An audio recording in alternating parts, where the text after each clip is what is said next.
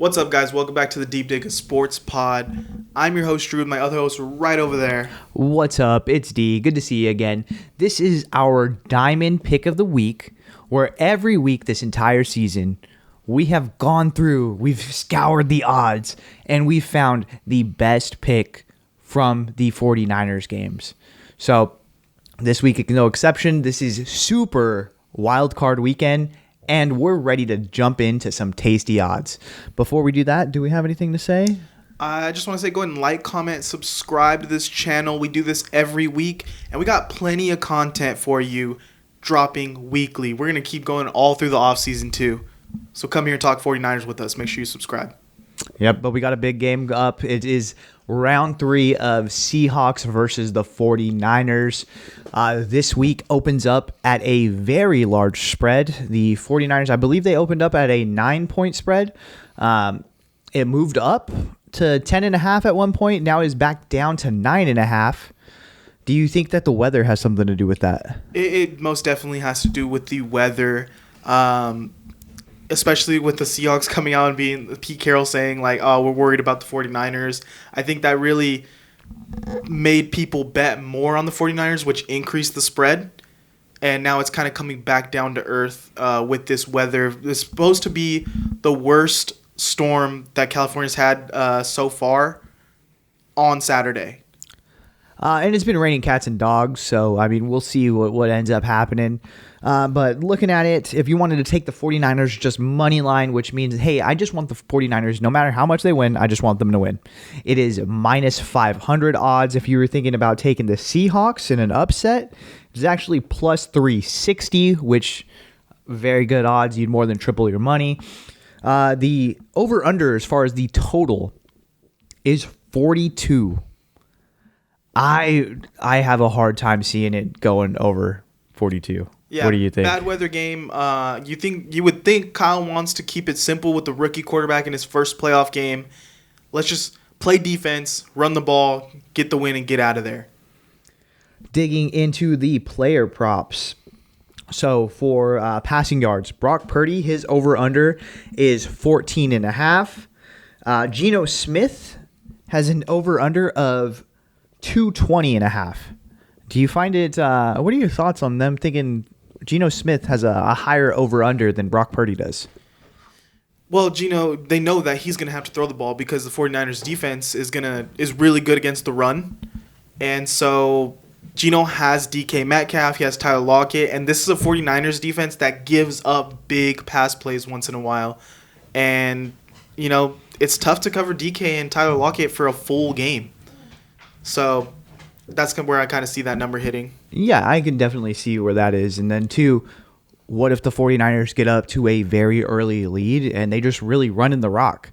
Again, it's going to be one of those games for the 49ers where if it's not tied at halftime, I think it's going to be a blowout.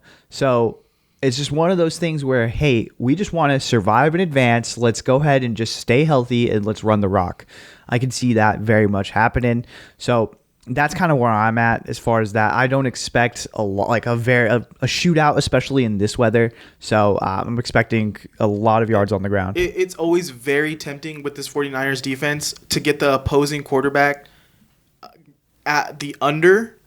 But there's it just so happens like the 49ers defense gives up a huge pass play, it seems like every game, and it really ruins that under for us. So I kind of want to steer clear of that.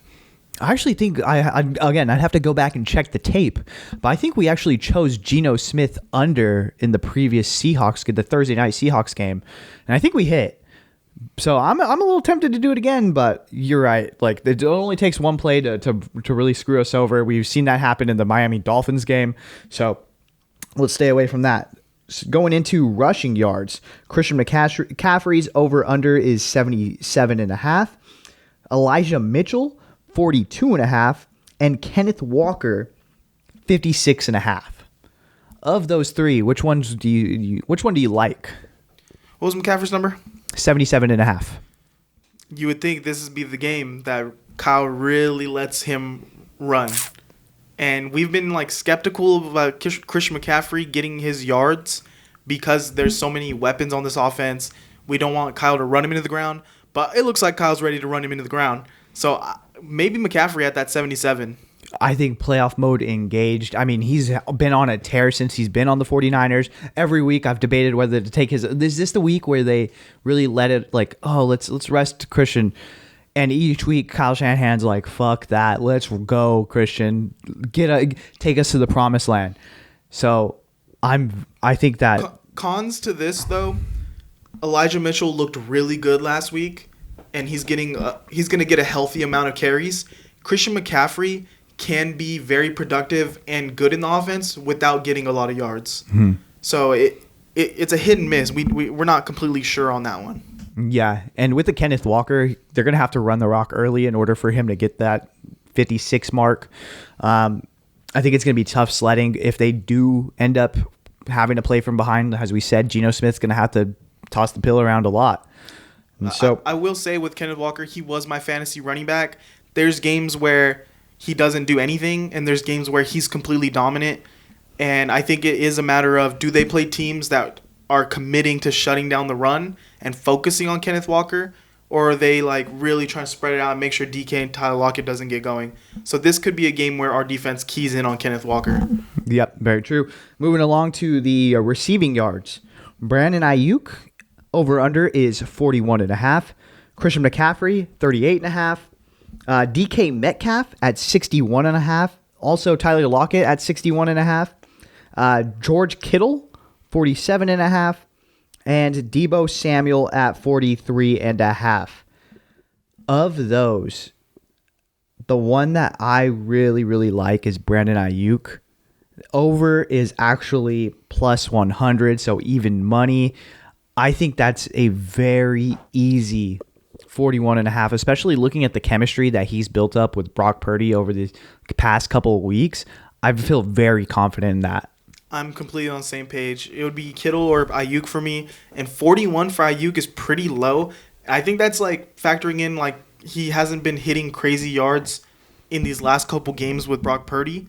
But now is the time. Like now is where we're going to have to rely on Brandon Ayuk on third down situations, get those 15-yard catches. And then if you think about it, at the end of the game, we're going to look to Ayuk to get like a 20-yard gain if it's a close game. Yeah, and with the weather, it's going to be a lot of three-step drops, a lot of slants, a lot of 5-yard ins, 5-yard outs. That's Brandon Ayuk's game, so I can see him very much feeding him the rock. Again, as you said, George Kittle number also looks pretty tasty as well, considering the repertoire that they've built up, and the Seattle Seahawks cannot cover the tight end. We just know that for a fact, so that one also kind of wets my whistle. Are you leaning Kittle or Ayuk on this? On this, what's Kittle's number again? It's 47.5. And what's his plus? Let me see.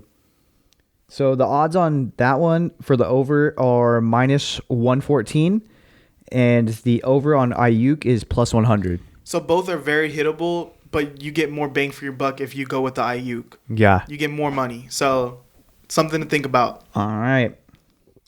And then dropping down into sacks. They're basically banking on Nick Bosa hitting at least one sack. His over-under is, for all of these guys, is half a sack. Nick Bosa's over is minus 251. His under is plus 186. That's pretty wild.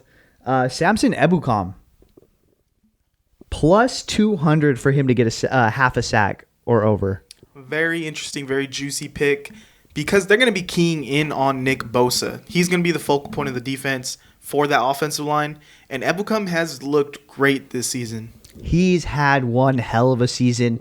If you look at all of the pass rushing stats, he is right up there with Nick Bosa, so it looks pretty tasty as far as taking that one. I might sprinkle a little bit on it if we don't decide to do it on this pod. So, all right, well, are you ready to make the pick? I'm ready to make the pick. All right, let's get it. All right, I think the best one for me, even though the weather, despite all that, I want to go with the diamond pick of the week, Brandon Ayuk, over his receiving yards. Right now we have it at over 41.5. So that's our diamond pick of the week, Brandon Ayuk over 41.5 receiving yards. And we're going to put And we're going to go ahead and throw a little bit more on Samson Ebukam over half of a sack. So that's it. That's your diamond pick of the week. And then that's an extra freebie that we're going to throw in there for you. So we're going to put, what, 200 on Ayuk? Yep, 200 and then 40, 50 on Samson Ebukam. There you go. Go ahead and like, comment, subscribe. Go ahead and comment what your bet is going to be for this game. All right. Take it easy.